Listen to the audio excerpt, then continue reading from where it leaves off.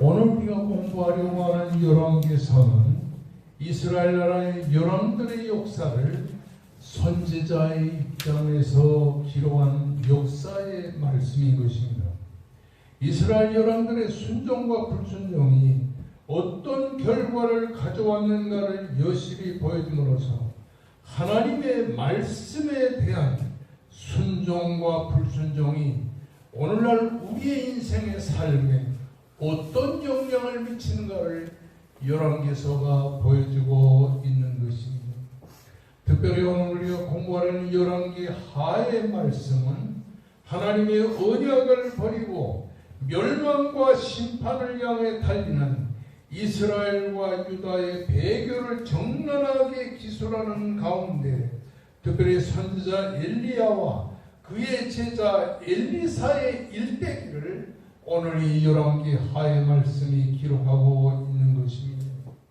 열왕기 상 18장에서 열왕기하 2장까지는 엘리야와 그의 후계자인 엘리사 선지자의 사역을 잘 보여주고 있는 것입니다.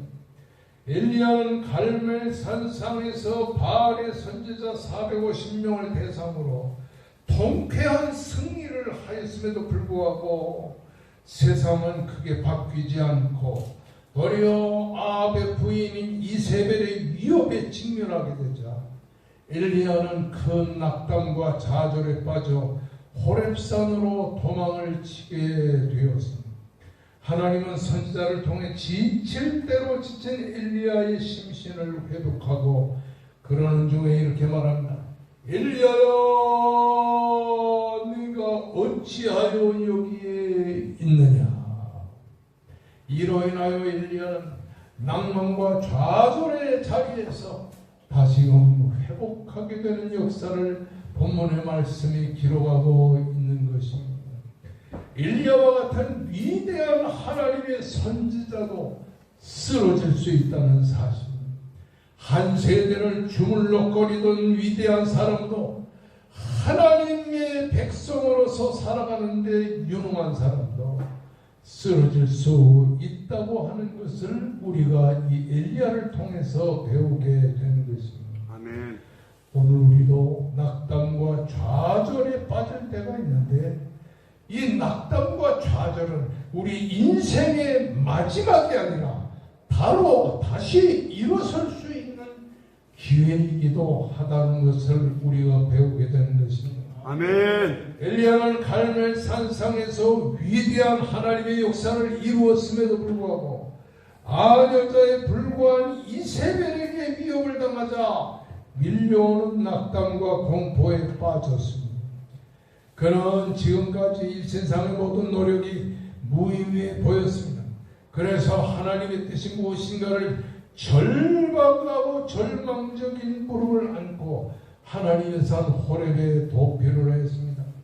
이때 엘리야야, 내가 어찌하여 여기에 있느냐고 하는 하나님의 음성을 들으면서 자신을 돌아보는 성찰과 순간순간을 맞이하게 된 것을 보게 됩니다. 내가 만군의 하나님 여호와를 위하여 열심히 특심이오나 이스라엘 자손이 주의 언약을 버리고 주의 제단을 헐며 칼로 주의 선지자들을 죽였음이오며 오직 나만 남았거늘 그들이 내 생명을 찾아 빼앗으려 하나이다. 이렇게 그는 고백합니다. 이는 나는 다른 사람보다 하나님 위하여 열심히 특심합니다. 다른 사람들이 이런 나를 몰라주고 나를 핍박하고 나를 고통을 주고 있으니 내가 어찌 하나님을 위하여 일할 수 있겠습니까? 라는 그런 독백이기도 한 것입니다. 이런 녹두리에 빠진 엘리야에게 내가 어찌하여 여기 있느냐고 물으시면서 하나님은 엘리야에게 새로운 사명을 주셨던 것을 보게 됩니다. 너는 내 길을 돌이켜 광야로 향하여 다메섹과 세리거든 하사에게 기름을 부어서 아르망이 되게 하고 님시의 아들 예후에게 기름을 부어서 이스라엘의 왕이 되게 하고 아벨모 홀라 사바세 아들 엘리사에게 기름을 부어 너를 대신하여 선지자가 되게 하라. 이런 사명을 주신 것입니다. 낙담하고 좌절하는 엘리야에게 하나님은 하사엘에게 기름을 붓고 예후에게 기름을 붓고 엘리사에게 기름을 붓는 이런 사명을 주시게 된 것이라고 하는 사실인 것입니다. 엘리야는 얼마 후에 거기서 떠나 사밧의 아들 엘리사를 만났는데 엘리사는 12별이 소를 끌고 밭을 갈고 있었습니다. 엘리야는 그때에 자신이 입고 있던 겉옷을 벗어서 엘리사에게 던졌습니다. 이 겉옷을 엘리사에게 던진 것은 나와 같은 하나님의 선지자로 부름을 주었다. 하나님이 너를 불러서 나를 대신하여 이스라엘의 선지자가 되게 하였느니라. 이런 사명을 주신 것을 말하는 것입니다. 이렇게 되자 엘리사는 부모에게 하직 인사를 드리고 소한교리를 잡아서 온 주변의 이스라엘 백성들이 주목해 하고 엘리야에게 제자가 되어 그의 수종자가 된 것을 이 본 말씀이 보여주고 있습니다. 여기서 우리는 분홍으로 상당한 재산가였던 아버지 밑에서 12결이 소를 벌면서 농사짓던 엘리야가 하나님의 부르심에 한치의 주저함도 없이 즉각적으로 순종한 엘리사의 순종심을 여기서 우리가 보게 되는 것입니다. 아멘. 엘리사는 하나님의 부르심에 조금도 주저함이 없이 부인도 그 선지자로서 응하게 된 것입니다. 뿐만 아니라 엘리사는 그 하나님께서 그에게 용기를 주어서 그를 부르신 데 대하여 전적으로 순종하는 것입니다. 오늘도 하나님께서 우리를 부르실 때에 가정은 어떻게 하나, 자식들 공부는 어떻게 시키나 이러면서 주저하는 게 아니라 하나님이 엘리사를 부르실 때 즉각적으로 순종했던 것처럼 하나님의 말씀을 즉각적으로 순종하는 우리가 되어야 될 줄을 믿습니다. 아멘. 그리고 나서 엘리사는 50여 년 동안의 긴 세월 동안 북왕국의 선지자로 활약을 하게 된 것을 보게 된 것입니다. 하나님의 부르심을 받은 그리고 50여 년 동안 파란만장한 삶을 살던 일, 그리고는 그 뒤를 이어 선지자가 된 엘리사, 이 두 사람의 삶은 영광스러운 삶만이 있었던 것이 아니고 그들의 삶에는 고통과 괴로움도 있었다는 사실을 이 성경을 통해서 배우게 된 것입니다.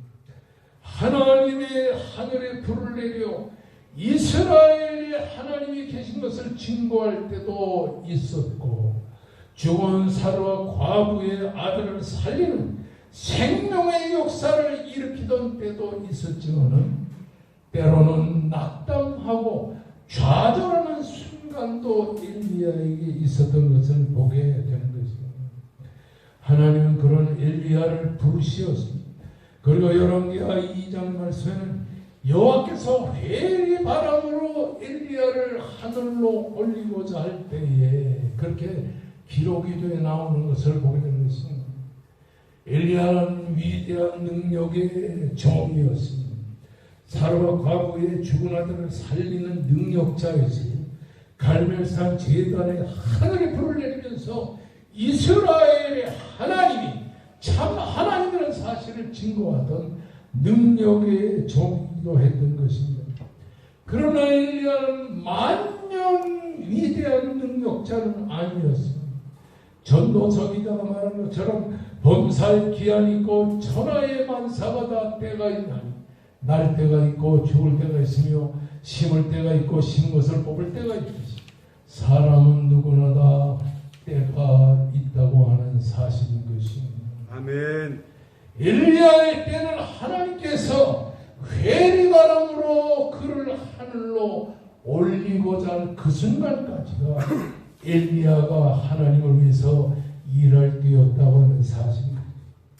문제는 오늘날 사람들 중에 자기의 때가 천년만년 지속될 것처럼 생각하는 사람들이 있습니다.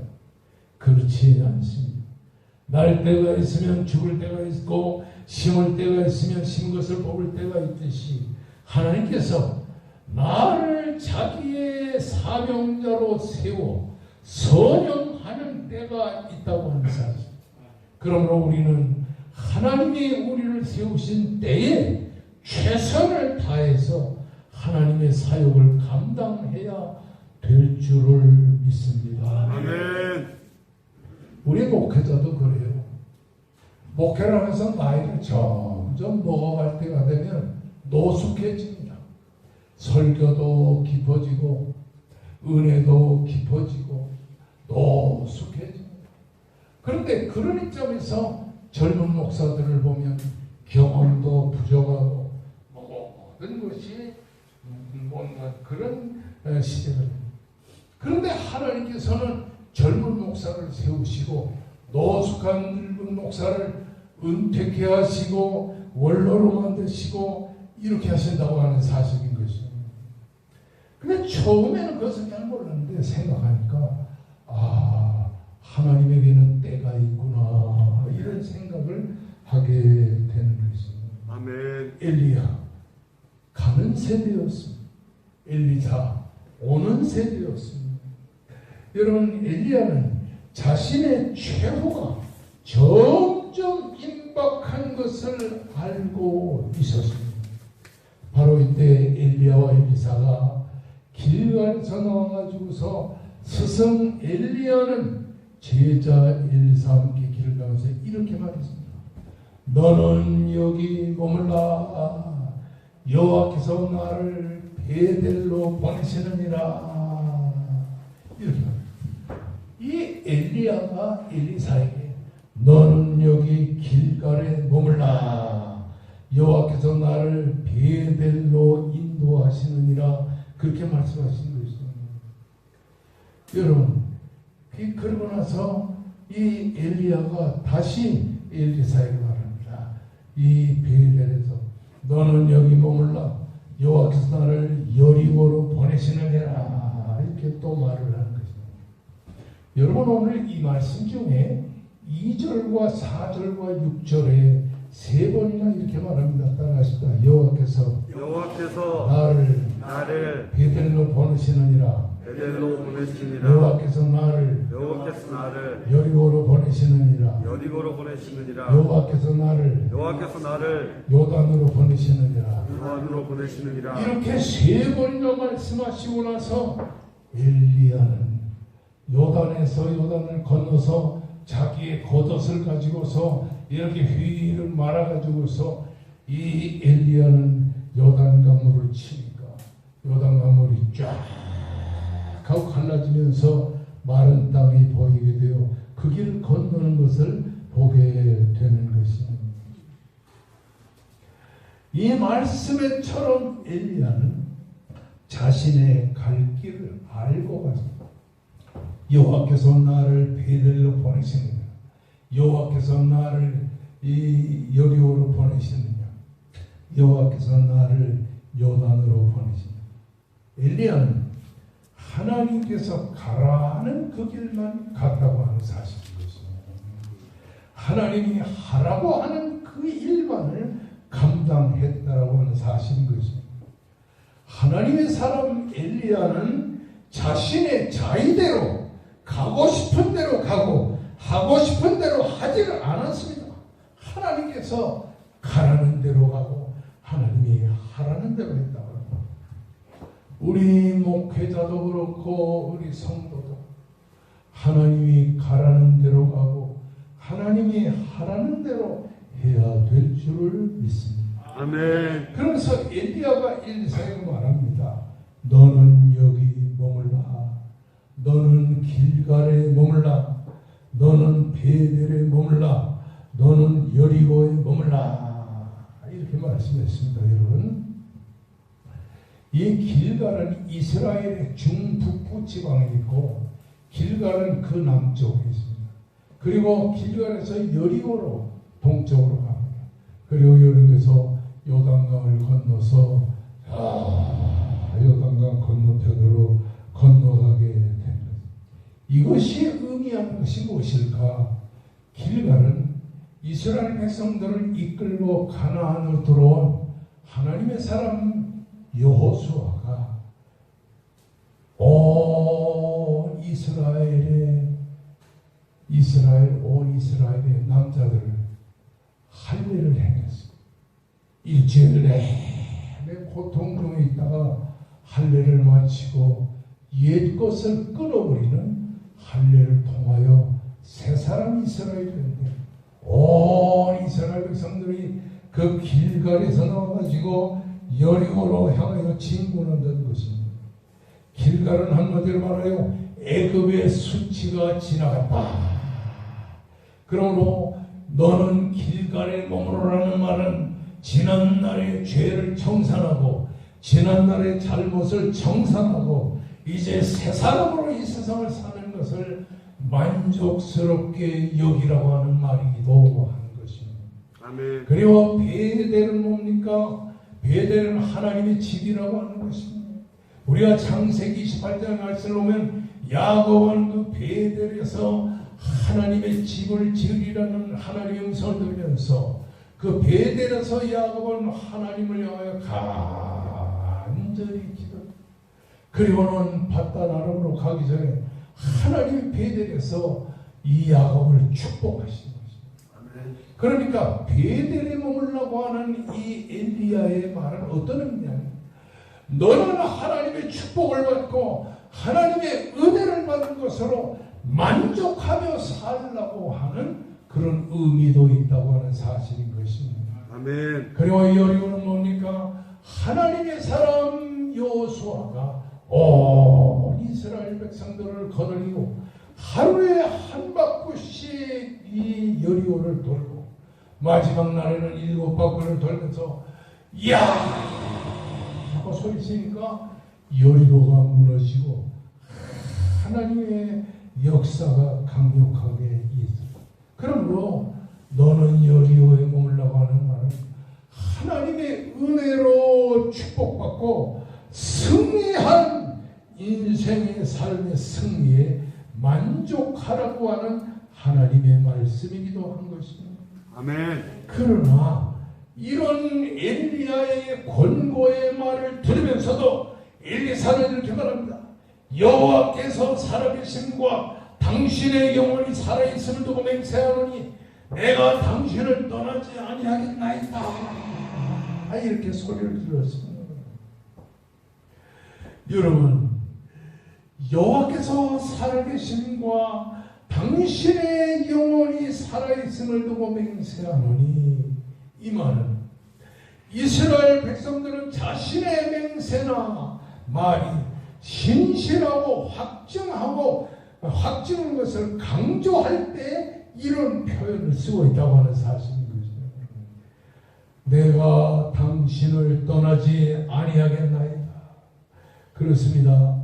다 엘리야도 너는 길갈에서 편안하게 목회하면 되잖아.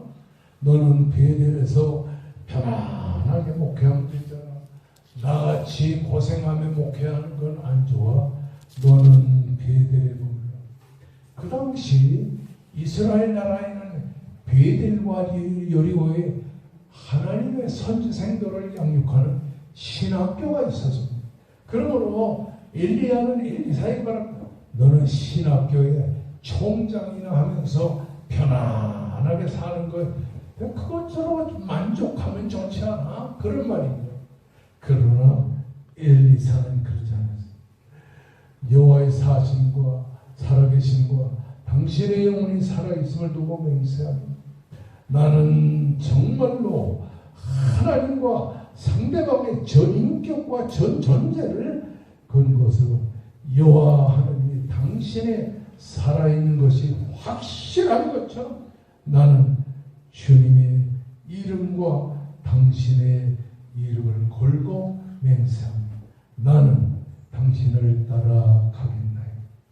조금 가다 보니까 베델에서 선지 생도들이 나와서 말합니다. 엘리사 선생이요, 당신의 스승인 엘리야가 이제 하늘나라로 올라가도록 하나님이 섭리하셨는데 따라가서 뭐합니까? 따라가지 마시고 이제 우리와 함께 신학교에서 가르치고 그리고 역사를 합시다. 그러니까 엘리야가 뭐라고 하냐, 나도 아노니 너희는 잠잠하라. 여기에 나도 안다고 하는 이 나도라고 하는 말은 감이라는 힘을 말인데, 이 나도라고 하는 이 말은 한마디로 아주 나를 강조하는 것이다. 너희가 어떤 일을 할지라도 나는 상관없어. 나는 자신을 강조. 나는 반드시 스승 엘리야를 따라갈 것이야. 아멘. 그렇습니다.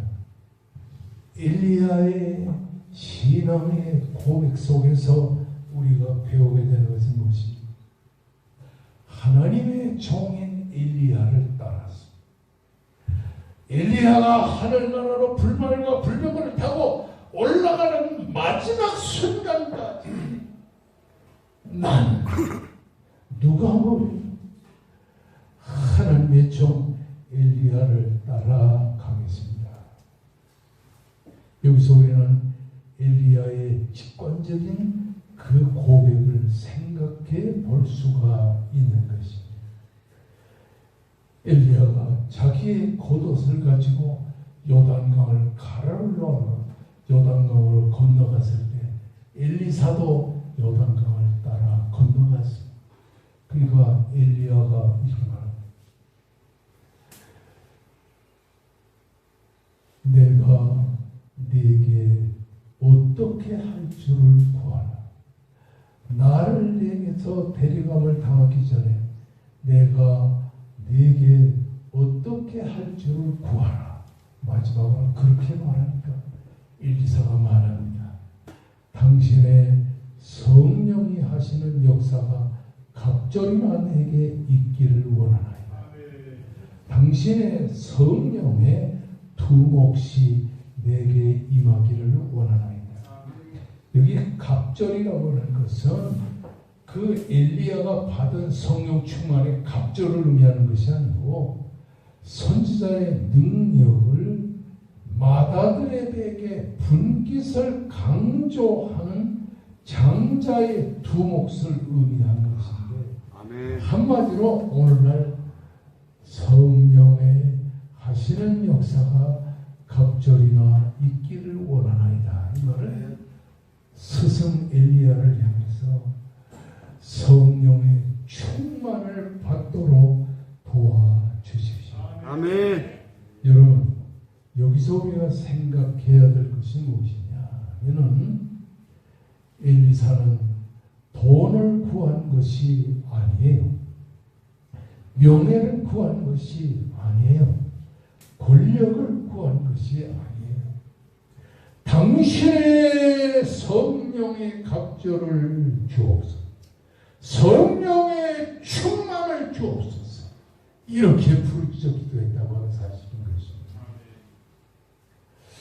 은퇴를 해서 지금 11년 차가 되었는데 제일 먼저 뭐냐니 이 육신의 건강이 옛날만큼 강력하지 않기 때문에 골방에 들어가서 하나님 앞에 간절히 기도하다가도 한 30분 40분 기도하고 나면은 여기 쑤셔 저기 쑤셔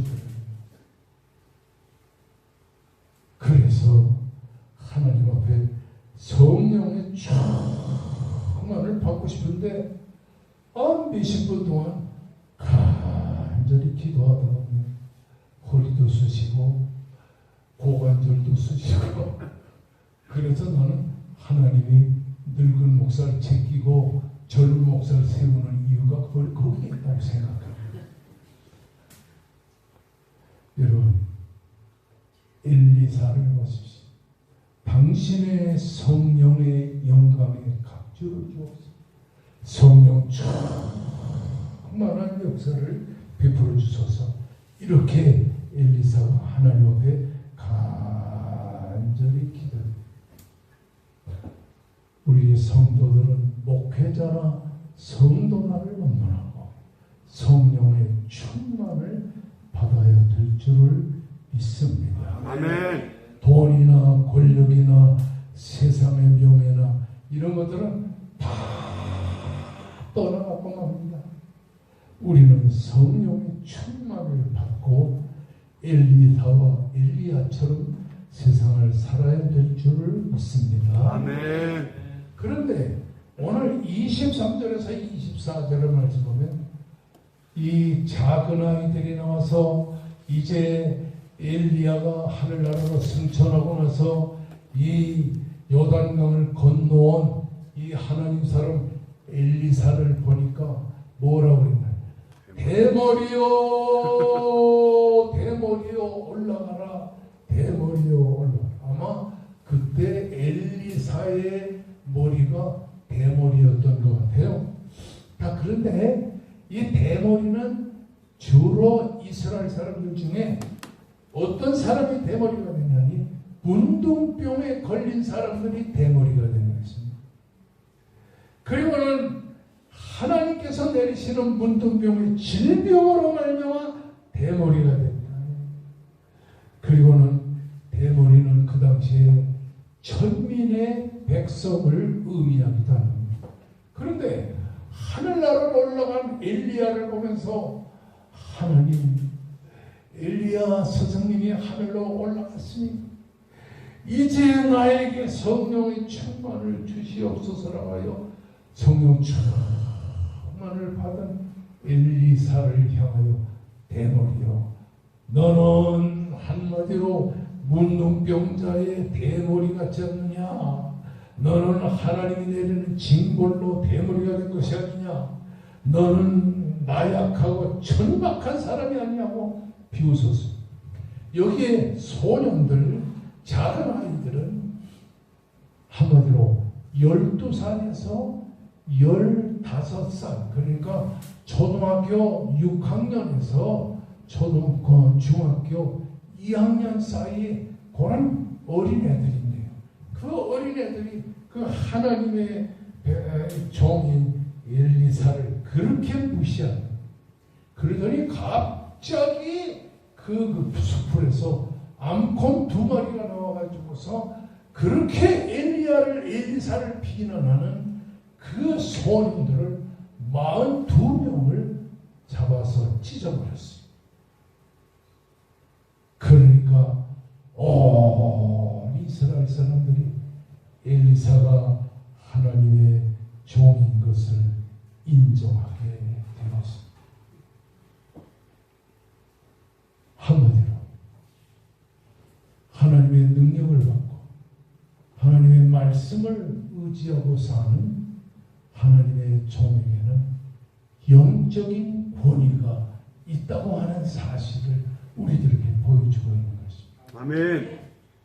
오늘 하나님께서 특별히 사랑하시는 여러분들이 백합전원교회에 나와서 하나님께 매달려 기도하는 이런 기도의 순간에 하나님이 성령의 충만을 부어주시고 은혜로 채워 영적인 권위에 의해 이 세상을 승리하는 여러분 되시기를 주의